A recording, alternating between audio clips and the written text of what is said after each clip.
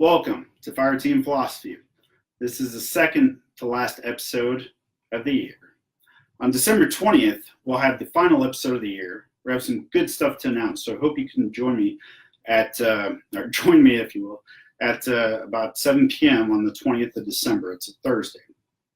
Now, what are we talking about tonight? And what is Fire Team Philosophy all about? Well, pretty much this show is a way that I've taken mistakes and talking to other people who've been through really hard times in life and have achieved greatness or risen above. And I take their advice, I compile it. This could be philosophers, psychologists, famous people, whoever, and I try and give it to you, the audience, in a way that you can digest it, but also relate to your personal life. So I hope you guys will stay with me this evening as we have some good stuff. At any time, as always, if you have questions about anything that we're talking about, please interject, because that only makes the conversation and the experience so much better. I love hearing from you guys and what you have to offer. So Ambush, get up and say hi to everybody. So Patty, hey, what's up? Wyatt, knowledge, that's right. Knowledge bombs being dropped tonight. So where do we start? Well, this is a show about philosophy, relationships, finance, and tea. So I thought we'd start with a little knowledge on tea, right? Then we'll get into the good stuff. We're going to talk about overcoming grief and heartache. Carl Jung's The Shadow, the concept of that, and why everyone should be looking internally for their flaws, how it makes you a better person, and how it brings those demons to light. The second part of The Shadow we will have on the 20th. And then rules for happiness or achieving your goals, such as making sure you get out of bed first thing in the morning, having that routine. Finally, I'm going to give some interesting stuff about the universe, and we're going to wrap it up. Thank you for joining me this Friday night. Here's to the show.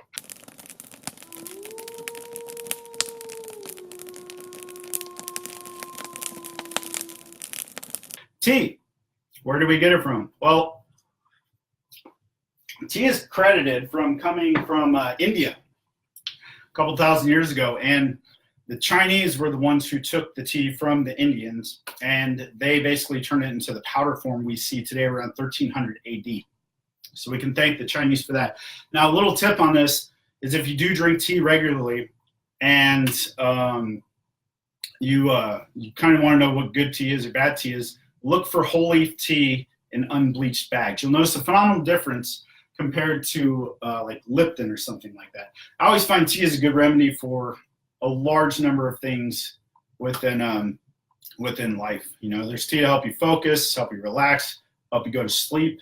You should always look into those things, I believe. So anyway, on to our first topic of tonight. And as always, if you guys have any questions or have anything to interject, by all means, I'd love to hear it. So overcoming grief. We all, at some point in our life, are going to have to deal with levels of grief, be it minor to very traumatic.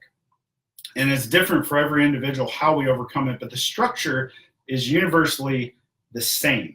Okay, grief is going to send you into some type of differentiated pattern of life where maybe you lose focus, you lose drive, you begin to question things, stuff like that. And so it's important to keep that in check. Now, there is what they call the grieving period, and that is the healthy period, no matter how bad your life has gotten or what things have happened in life, that you should take time to recover and just chill out for a little bit. And that be it a death of a family, a death of a long distance relationship, or any type of relationship thereof. And also with that is, you know, it's highly suggested that if you've been in a long distance relationship or if you've been in a marriage and that has ended, you treat it like a death, because it is a death in some way. And it does almost mimic that. It is unhealthy if it was a toxic relationship, so to speak, to hang on to that in any shape or form. It is highly advised that you cut contact. If it's a relationship that was toxic, it is hard to do, it's very hard to do. But the way to heal, the path to heal, is your brain needs to stop associating with that picture or that person you have on social media or whatever it may be. Because in doing so, it can create neurological connections that are new and can form a happier foundation to your future. But oftentimes we get stuck in grief. And why is that? Well, we have my Russian friend, Tatiana, says, "Comrade, Russia." She is. Russia joins this channel a lot, and it's good. So, Tatiana, what are your comments on the latest situation in America? I think what happened this past week, it was Russian sanctions some Ukrainian. They attacked Ukraine in some manner. I don't know. I think that happened before, and Clinton or Bush era, and they basically told them, look, the U.S. isn't going to intervene. So Ukraine's had a beef going on with Russia for a long time. Something curious about that. So with that, back to the grief. Yes, this show does kind of jump around a little bit, but stay with me here. So with grief, it is important to do a few things. First of all, healthy lifestyle, eating habits, exercise, find things you enjoy and love. I mean, when you lose a parent or a child or whatever it may be, the death of a loved one you were really close to, allow that time, but then you have to keep pursuing your life and get over with it. And that is something I found very difficult to do in the past, but it wasn't until I realized that you can actually let your grief drag you down to the pit. And the pit is what we're going to be mainly talking about tonight with Carl Jung's shadow. So my final thing on grief is, look, there are stages of process of grief, breakups, divorces, deaths, that they rotate. So no person goes through anger, sadness, depression the same way as another. There's a number of factors that are affected on this course. It's up to you to synthesize that and let it flow. You got to let it bleed. You got to let the pain bleed. It's okay to cry. I know we live in a society where men can't cry. Bullshit. Cry if you need to and let it be. Let it get out, because harboring that pain is going to turn into a ball of crap, and it's going to manifest itself in other ways. Russia says, no comment, I'm part Ukrainian. I'm keeping peace. They're my people too. I hope so. We want peace. I was in war for a long time, and I tell you what, for a while I believed it was the only answer, and now, I'm not taking a hippie stance or nothing, but we need more peace in this world. We just do. That's my thought. But getting to that, I believe that there was a very good thing brought up about Carl Jung's shadow, about why searching inside yourself in the depths of your soul for that monster is so very important. See, Jung claimed that if a person were to look at their shadow and see fully what it was, they would run in terror from the reflection. So what is the shadow? Well, ambush. Bush, come here. Ambush. You guys are going to think I'm talking to something, but I'm going to just show you real quick, okay? Ambush. Yeah, he's not. He said, hell no.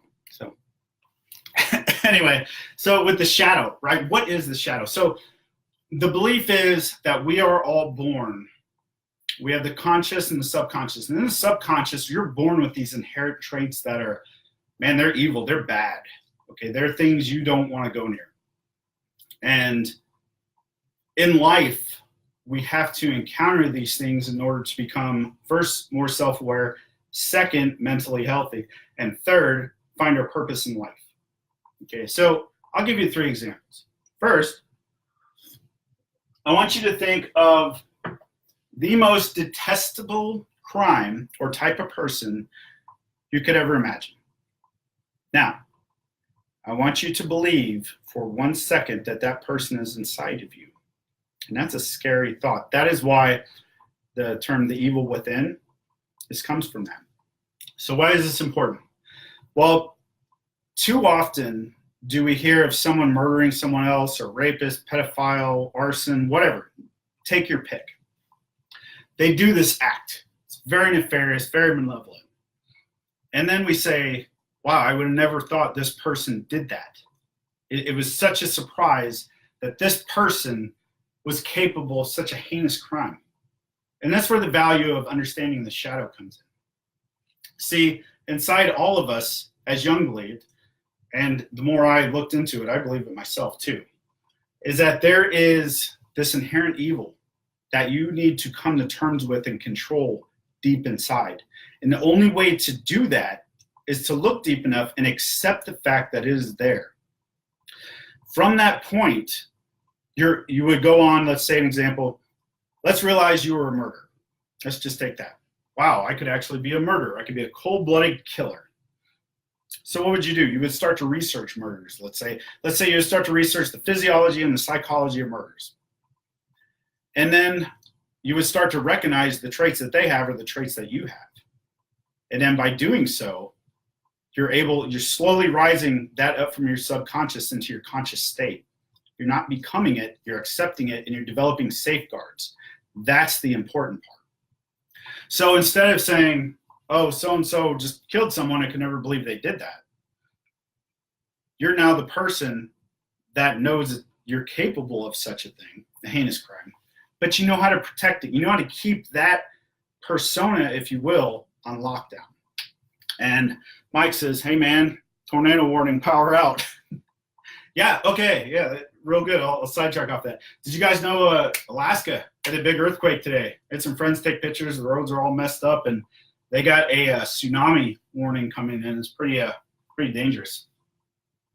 So if you have anyone in Alaska, they're going to need your support, because living in Alaska is a rough thing as it is. I mean, it can be beautiful, but it's very rough.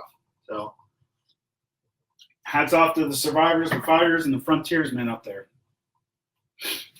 But back to the shadow, right? So with the shadow, we have this concept. It's very dark, it's very evil, and it resides in us. Even Jung went as far as to say the shadow has links all the way down to hell. And it's more like you have to understand St. Augustine, Dante, and Jung to really understand what this means. And so they say that there's these levels in hell. Dante had the various levels in hell, and the very bottom was the cold part, cold as hell, if you will. Augustine. Thomas Aquinas, not Augustine. Thomas Aquinas had the 4 levels of hell. And but each was a reflection of man's nature, of how far he could descend in the hierarchy of hell. Descending in the hierarchy, it's kind of counterintuitive, but it happens all the time with us as humans. We may achieve a status or do something, and in the process, we begin to lose part of who we really are, what we're doing here, and why we should keep doing it. So with that, I'll explain, like I said, the shadow is a very big thing to talk about, but I can tell you this. So for about 3 months now, I've been really delving into the concept of what it is I could be capable of, and in respect to Carl Jung's teachings on the shadow. And I will tell you, it's scary. And it is, you come to 3 points, all right? You come to 3 conclusions, really. This is what I've understood. I'm not sure if this is science fact or psychological fact, but I believe this is what happened. So you come to the term that you admit, wow, you're capable of these very nefarious evil deeds, and you face them, as hard as it may be, because that scares the shit out of you when you realize that point that you can be that evil or do that bad deed. The second is you realize it exists, but you try to deal with it. And the more you do, you don't go all the way, and you quit or become depressed or something like that. And it's harrowing. I mean, it takes a large toll on your psyche to really get down there. The third says, I don't believe any of the psychosomatic bullcrap, doesn't apply to me, so what happens? Well, with the third case, we usually tend to see that those things the person has, because he just does not want to deal with it, get repressed. And when you repress something like that, it pushes back stronger until it comes out. Now, there could be people who just said, I don't believe in it. They went on to live a happy life. Sure, that's happened many a times. But who are we to say what that person felt or went through every day? So what is the whole point of digging into the shadow? Why should we do it? I mean, if it's this damaging, it's this dangerous, it scares the crap out of us. Because it has been one of the most freeing experiences I've ever had. And I wish all of you, I send a prayer out to all of you, or however you want to say it, that you look inside yourself for that enemy that is deep down, that you're afraid to face, that you just do not believe is possible, and you look at it. You look in the eyes, you study it, and you accept it, because it's been there. It's primordial. It's not going anywhere. So at that point, whenever you accept that, you begin to live with it, and you can also contain it. That's the important part. That's the elevated state of awareness that I hope for all of you. I'm still digging, because the more I dig, the more I find, wow, this stuff is real. Carl Jung was onto a lot of stuff, but you got to be careful when reading Carl Jung, because his later works get very very hard. The theology is almost like C.S. Lewis's. You jump into C.S. Lewis's early work. Favorite story of mine is The Great Divorce. I'll talk about that in a minute.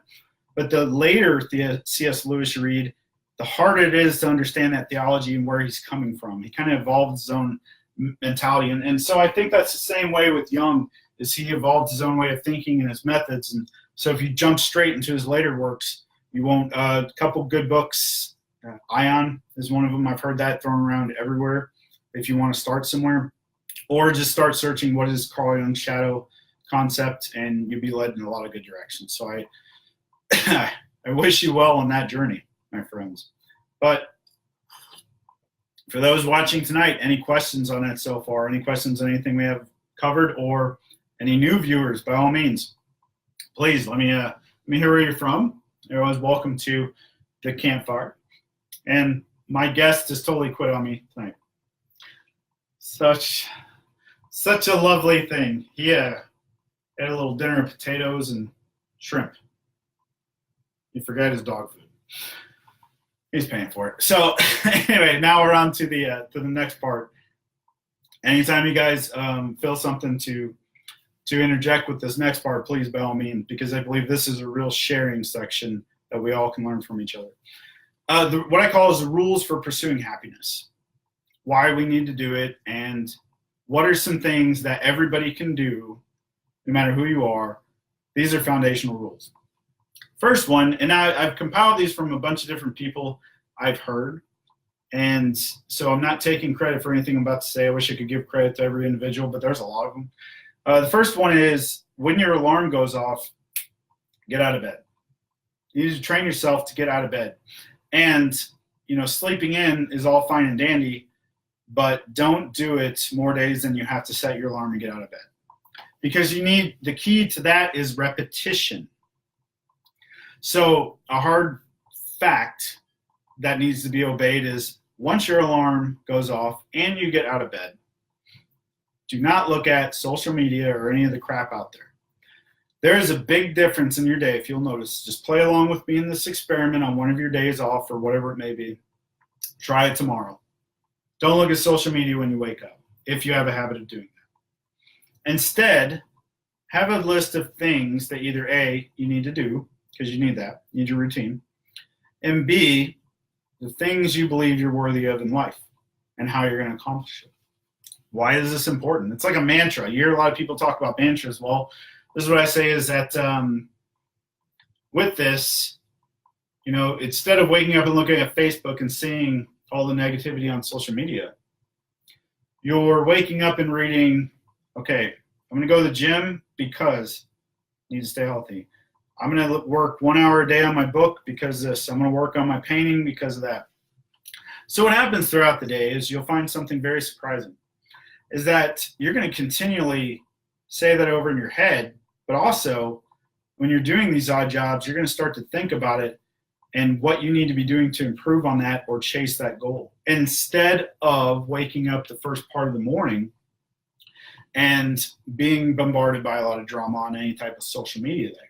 So I think that is very important. So what do? We hit our alarm, we get out of bed, right? First thing we do. The second thing we do from that point is we look at the things, the routine we're going to have, and then we look at the reasons on the other page or whatever of the things we want to do to accomplish our goals. Setting your day up at the very beginning is it's crucial. Okay, you can't not do it and expect everything else to get done. There's things that have to happen. So now, with that, when you're going along with your goals, you set little markers. You're not jumping to the next goal all at once. You're finding out, okay, let's say you're a painter. Let's say you're a damn good painter. Let's say you're trying to sell your paint online, your portraits online or what have you. And as you're going about that, you keep running into trouble where you can't get enough exposure or whatever it may be. But you know you can paint in a moment's notice and you can produce really great work. What do? Well, by thinking on that first thing in the morning, what I have seen a lot and experienced a lot, I don't paint, but use the analogy how you need to, is that you're going to go ahead and say, okay, this is where I'm getting stuck at in my goal. So I need to focus on that point. Maybe it's getting into an art gallery. Maybe it's getting into whatever, find somebody to build a website for you. That's what happens. The thought process starts kicking in and creating answers. If you utilize your natural given ability to answer questions, which is your thought process, it will lead you to some amazing conclusions. And most of the time, that is all that needs to happen. Most of the time. Now, the other time is, yes, talent, and you need that one person that gets you going, or you need that golden ticket into the right area. That all comes later. The reason you may be not achieving your goals right now is because if you did, you would not be ready for the success that is to come. So life is trying to teach you a lesson to stay here and figure the rest of it out. That's how I look at it. It wasn't until I really understood this grasp that I really understood after all these years what it meant to be a writer. All these people, all these books, a lot of them talk about don't procrastinate. Okay, write a little every day. Either be a guy who outlines when you write a book or don't, but pick one. Don't edit while you're going along writing. That's the worst. That's one of the worst things you could do because you'll forget what you're doing. Either outline or don't. So the bottom line in that is have a plan. Now, the third point, besides what you do when you get up, and then what you do while you're following your goals by solving your problems, is routine. Routine is key. You write your routine out. You sit there, maybe make 20 minutes set every night that you can find. And you say, okay, this is the routine I need to follow for tomorrow. Now, maybe tomorrow you don't follow it to a T. That's okay. But at least you're trying. You're getting some structure in your life. Now, Jordan Peterson, I love what he had to say about this. He said, people who do not have a routine in life, that's a recipe for death. Like, you'll die eventually. And it's true. I'll give a personal example to back this up. When I got out of the military in 2015, for the first 8 months, those of you who see me at home can validate this. I did the whole thing. Ate the pizza, played the video games, watched the movies, slept in. Said, that's it. I'm done. I served my country. I don't need to do nothing else. My health declined so quick. My mentality declined, God, horribly. And I had no ambition to do nothing at all at the end of the day. At the end of the day, I was feeling sick. I wasn't myself. I didn't care to even be around. It wasn't a good combination. So it's not going to kill you right away if you don't have a routine. But if you don't have that routine in place and you're not trying or attempting to follow it, it's going to lead you down a very dark path. You have no ambition. When you wake up and you don't have a job and you don't have any need to go to work, and then you just say there's no point and you go back to bed, it's deadly.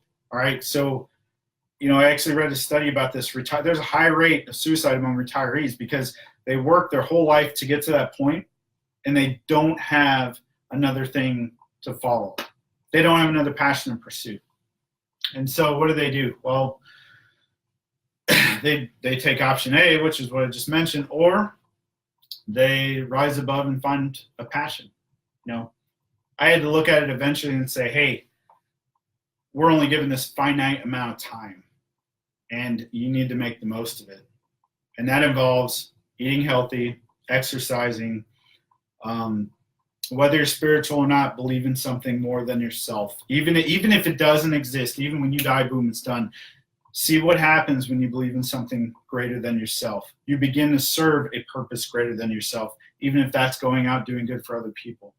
It's a great thing. So I firmly believe in that. So when you adopt that mindset, there is get up out of bed when the alarm goes off. There is look at something positive, your goals, go through, and then enact your routine. You'll be living out your passion. Maybe it's a year, maybe it's 2 years, maybe it's 3 years later, who knows? But you'll be living out that passion. You'll look back and go, man, every day I did the same thing, and it wasn't hard all at once. It was just it may have been a struggle to get out of bed. It may have been a struggle to follow a routine, but holy crap, now here I am. I got that, whatever thing A is that you're trying to do, your goal is met. So, hey, do you want to say hi to the audience yet? Bud, come here. Anyway, so yeah, it's Friday night. So I'm going to wrap this up. We got, let's see, 30 minutes. Yeah, so about another 10 minutes, I'm going to wrap this up. Again, if you're just now viewing, thank you. Anthony Farina, Fire Team Philosophy. And feel free to contribute. So my question for you guys is, have you ever been in a state of unhappiness, chronic unhappiness or dissatisfaction for a long period of time, and then got out of it and started pursuing your dreams or goals, and you're happier for it? What were some things you did? Because I want to know. I want to know here on the show, or if you're watching this later, tell it, because in the comments it'll be there and other people can read it. This is a show where we all grow together. So anyway, that's what it is. Get out of bed, find something positive, follow your routine, and then find a greater purpose. That's it, man. You fill in the blanks and however you need to go. So the last thing here, the universe. It's a grand old place. Now, you know what I find so crazy about the universe is it's so incomprehensible.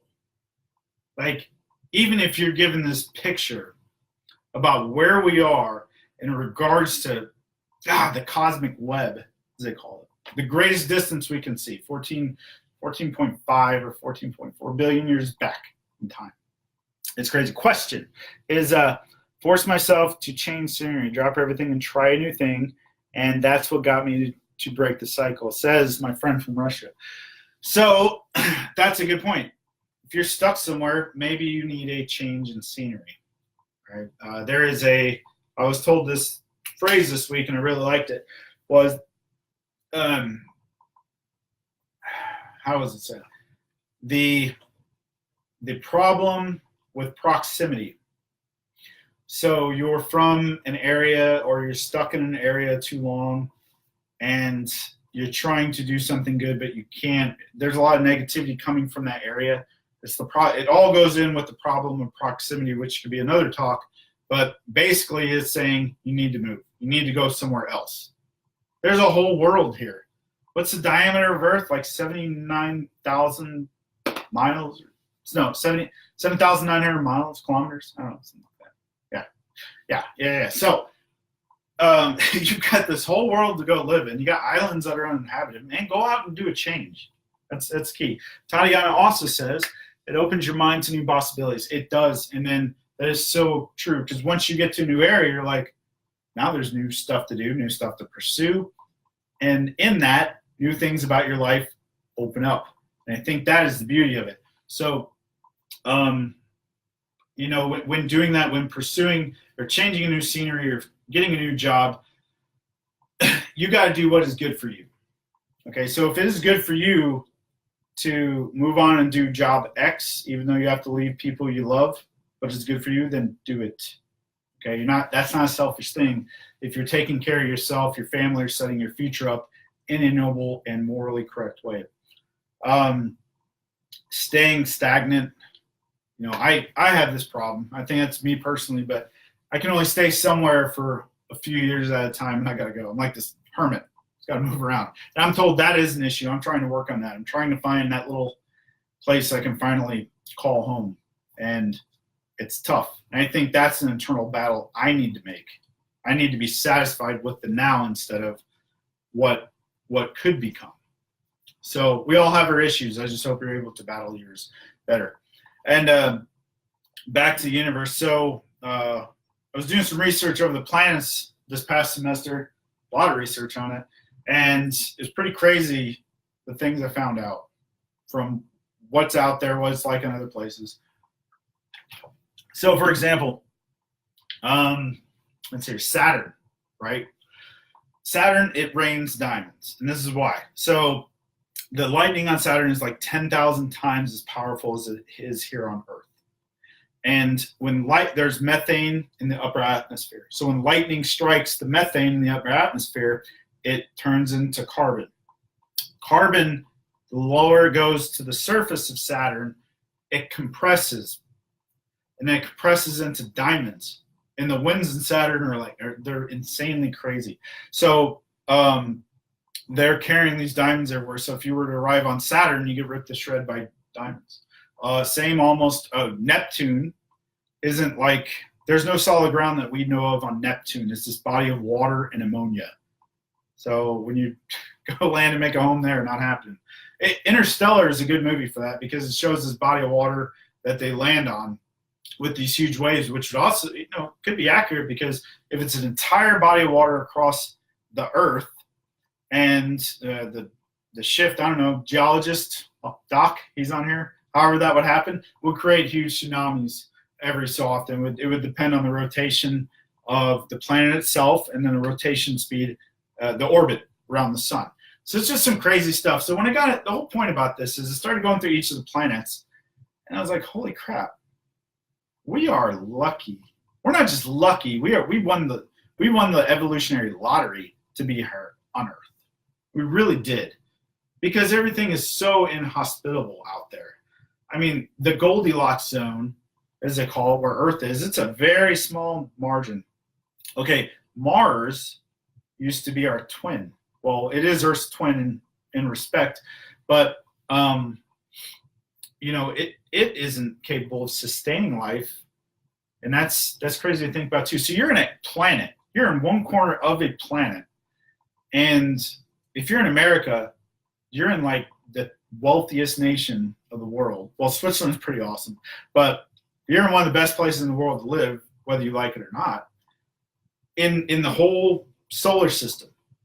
How would we measure the solar system? From the sun, if it was here, all right, you take the size of the largest planet, let's say Saturn with its rings. Well, I don't even need justice. So Neptune, if you will. Jupiter. Yeah, let's take Jupiter. That thing is huge. You'd have to fit many Jupiters inside the solar system from the point of the sun to the outer reach of the solar system.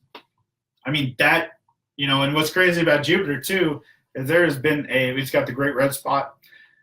This is the storm Galileo found like 400 years ago. It's been shrinking, but it's just massive. I forget what they say, how big it is.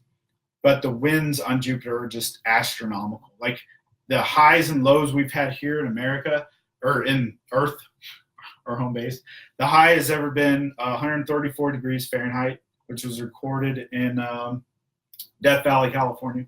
The low is negative 254, 258 in Antarctica, and the highest winds we've ever had are Barrow Island in Australia in 1996, April 96. So when you think about it, 254 miles per hour, none of that compares to the extremes or daily temperatures we have on other planets in the solar system. So now, any science gurus, please jump in here with me, because I don't have my notes or any of that shit. I'm going off of sheer memory. When you get to absolute zero, I think is 423 degrees, something like that. Neptune is very close to absolute zero. Absolute zero is like the coldest temperature in the universe we have. So where does the universe go from here? There's a couple speculations, right? There's this one speculation that the universe, it came from this solid point, the singularity, right? And it exploded. It shot everything out massive directions. So what happened after that is, as things moved forward, that we can only see back so far. We can't see back to the Big Bang. I don't know what the exact number is. It's like 300,000 light years or something like that. So there's this big gap. So there's Big Bang, there's this period, and then there's this time. So Big Bang in here, and then we can see everything forward from this point. But there's that gap in between the Big Bang and the period we can see or can't see, so we don't know. So the other theory is that the universe will expand and then it will collapse in on itself and explode again. So being another Big Bang. And I think that they said if that was true, we would be on our fourth era of the fourth rotation or whatever, repetition. The other one is the universe. Just in Einstein initially thought this, and this was one of his biggest regrets. He thought that the universe was static, and he had to go back and correct general theory of relativity for it. And then he was proved wrong and all that stuff. So, but Einstein's still an amazing man.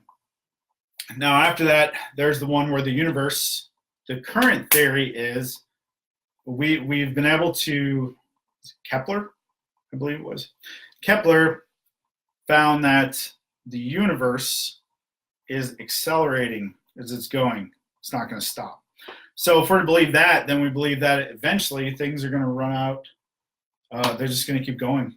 And the universe just goes on and on forever. So when we look at it, if you look up the cosmic web, like an image of it, it's the farthest we can see in the universe. There's nothing after it. So they believe that the universe is all going to go straight. Also, look at the flat universe theory, right? There's a lot of valid points that makes. At any point in time or any point in the universe is all similar to one flat sheet. And how this happens is there's these gravity waves that go along, and we can detect gravity waves, but only through underground detection equipment. So that is a lot of crap tonight. I just spit out from memory, and it was probably like 3/4 accurate, I'll give, and it was going somewhere. My guest, do you want to, buddy, come here, let's go outside. Do you want to go outside? Nope. Okay. Well, my guest is not saying goodbye, and he's not going to even join us tonight, which I'm kind of sad about. I really wanted him to join in this discussion. All of you out there tonight, I wish you a safe weekend. And on the 20th of December at 7 p.m., we'll have our last show of the year. And with that, I'll be making a nice special announcement about the show. So I do hope you join me for that broadcast. Before I leave, are there any questions for me or my host? Hey, host. Come on. Do you want to get up? Got him. He's up. He's finally up. That son of a bitch. Hey, what are we going to tell the people about next time? All right, next time on the show, we're going to talk about the rest of the shadow and the process, about what you can be doing right now for it. I just wanted to get your interest peaked in the shadow. And then furthermore, to follow that, we're going to be talking about changing a negative mindset to a positive one, why that is so important. And we're going to bring up some literature, such as John Milton's Paradise Lost. Like, I know literature can be very boring, but if you can really interpret it and get down to the nitty-gritty and then digest it and regurgitate it to people, it sounded very gross, you can make it very interesting. So I think, hi, buddy. What he always does is he sticks his head in between people's legs. So, come here. Say bye to everybody. We're getting out of here. So that's it for tonight, everybody. Thank you for staying on the show tonight. I think, what do you want? Say bye to everybody. Bye, everybody. I'll see you guys on December 20th. You're all great people. That's Fire Team Philosophy. I'm Anthony Farina, and I will see you guys later. Bye, Bush.